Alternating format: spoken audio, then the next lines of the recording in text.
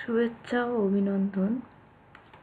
শুরু করতে যাচ্ছি মাইক্রোসফট ওয়ার্ড 2013 ভার্সনের টিউটোরিয়াল বাংলা। আজ আমি আপনাকে দেখাবো ইনসার্ট মেনু নিয়ে। গত পর্বে আমি দেখিয়েছিলাম হোম মেনু নিয়ে। আজকে দেখাবো ইনসার্ট নিয়ে। ইনসার্ট হচ্ছে কোনো পেজের ভিতরে ইনসার্ট করা। সেটা হতে পারে কোনো টেবিল কিংবা চার্ট কিংবা অবজেক্ট কিংবা কোনো শেডিং। এট ফার্স্টে আমি র্যান্ড শর্টকাট ইউজ করতেছি।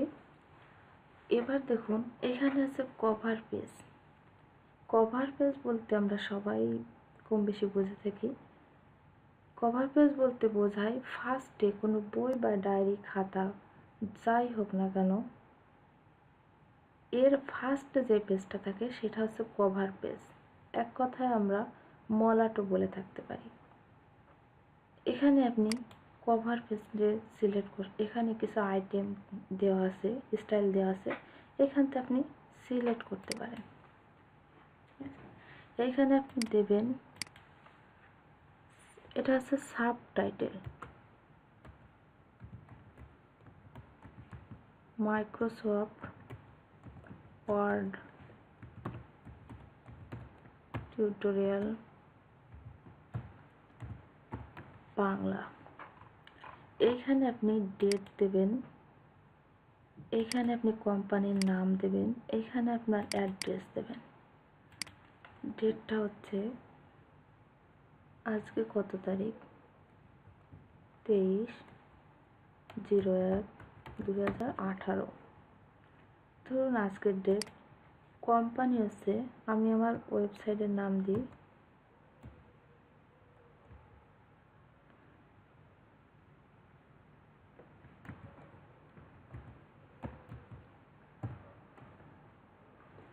ডিডি। কোম্পানি অ্যাড্রেস হচ্ছে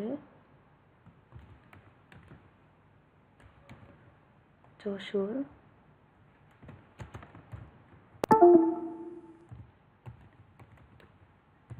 বাংলাদেশ। এটা হচ্ছে কভার পেজ। ঠিক আছে, আমরা যখন মাইক্রোসফট ওয়ার্ড টুকটাকে অনেক কিছুই জেনে যাব তখন আমরা নিজেরাই কাস্টমাইজ করে নিতে পারবো। এখন আমি এটা রিমুভ করছি। তারপরে দেখেন ব্ল্যাঙ্ক পেজ। ব্ল্যাঙ্ক পেজ বলতে বোঝায়, ধরুন এই দুইটা প্যারা, এর ভিতরে আপনি একটা পেজ নিতে চান। সেই ক্ষেত্রে আপনাকে কি করতে হবে, ধরুন আপনি এইখানে ইন্টারও দিতে পারেন, আবার নাও দিতে পারেন, আবার ইন্টারও দিতে পারেন। যে এইখানে আপনি একটা পেজ নিতে চান, সেই ক্ষেত্রে আপনাকে এখানে মাউসের কার্সার সিলেক্ট করে এইখানে আপনার ব্ল্যাঙ্ক পেজে ক্লিক করতে হবে। দেখুন এখানে আমাদের একটা পেজ এসে গেছে। আমি জুম করে দেখাচ্ছি আপনাদের। দেখুন একসাথে 3টা দেখা যাচ্ছে। ঠিক আছে, আমি আবার জুম করে তুললাম।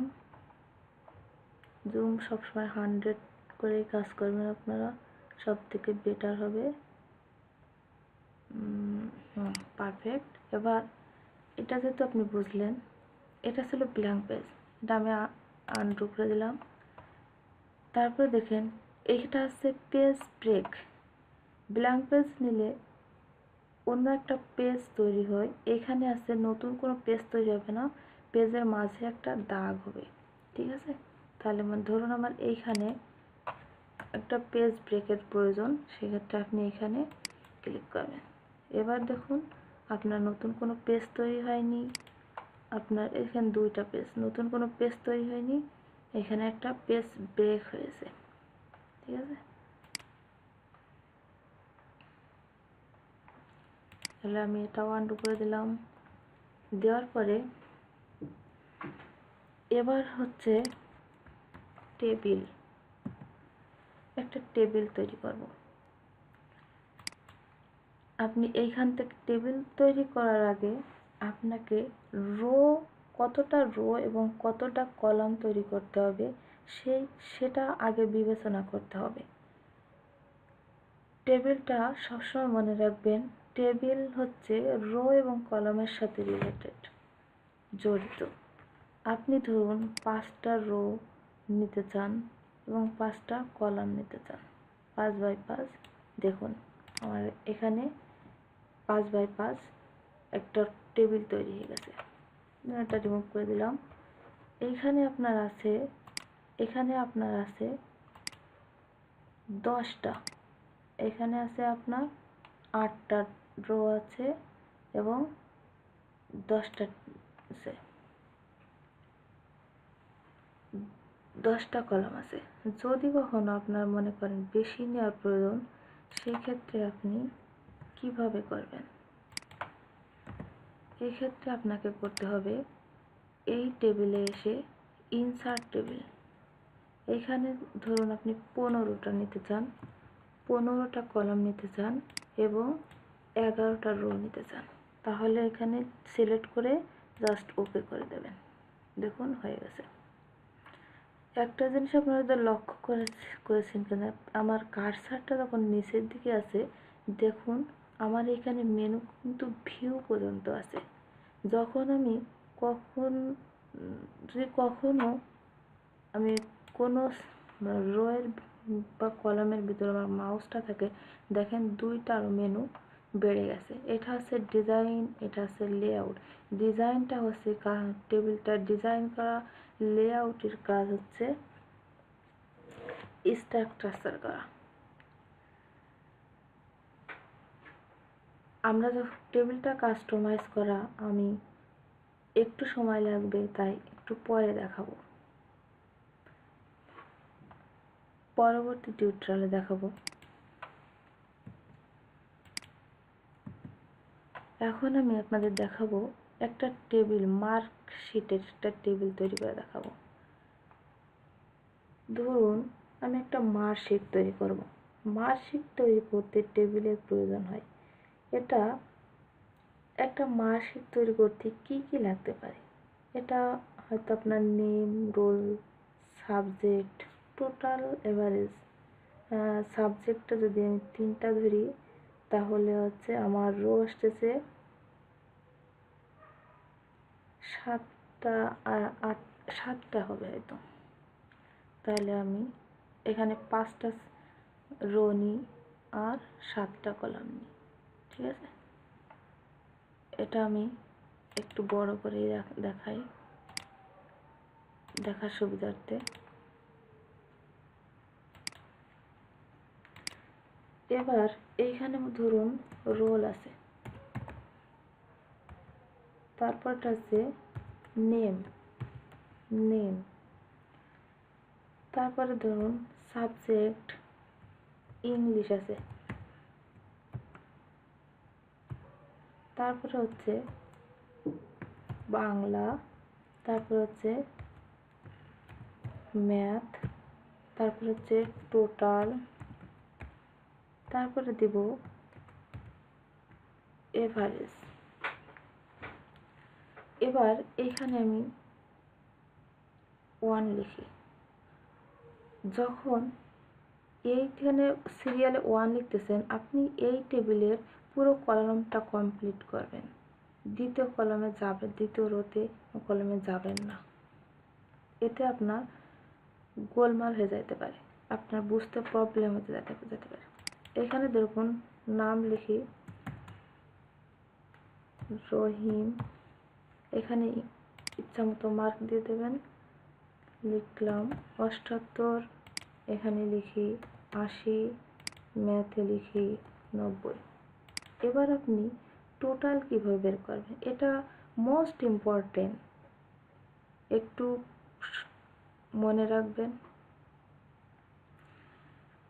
যখন কোনো ওয়ার্ড ফাইলে ক্যালকুলেশন করবেন, সেক্ষেত্রে আপনি কিবোর্ডের কন্ট্রোল চেপে F9 দেবেন।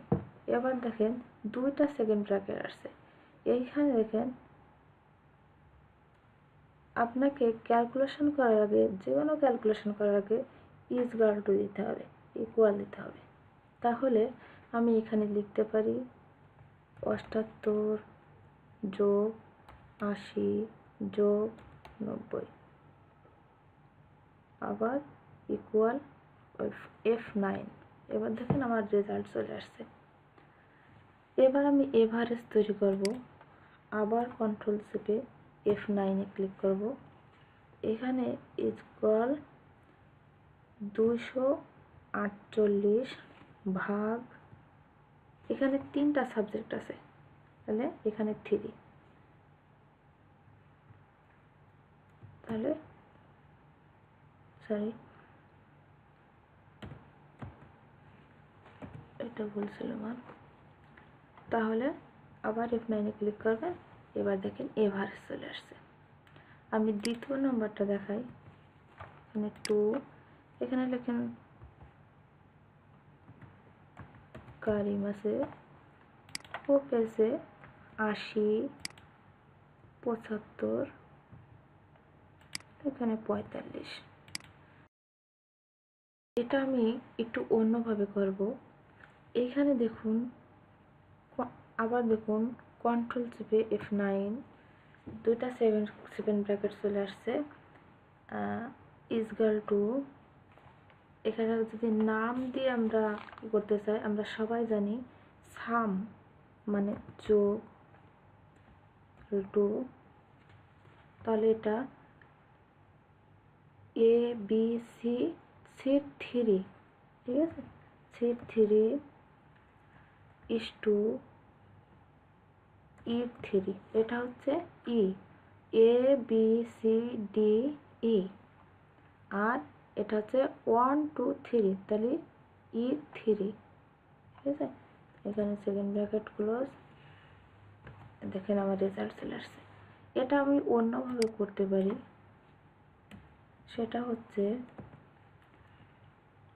9 ইকুয়াল, এটা হচ্ছে C3 plus D3 plus E3 equal to F9, ঠিক আছে। এটা এভাবে করবেন।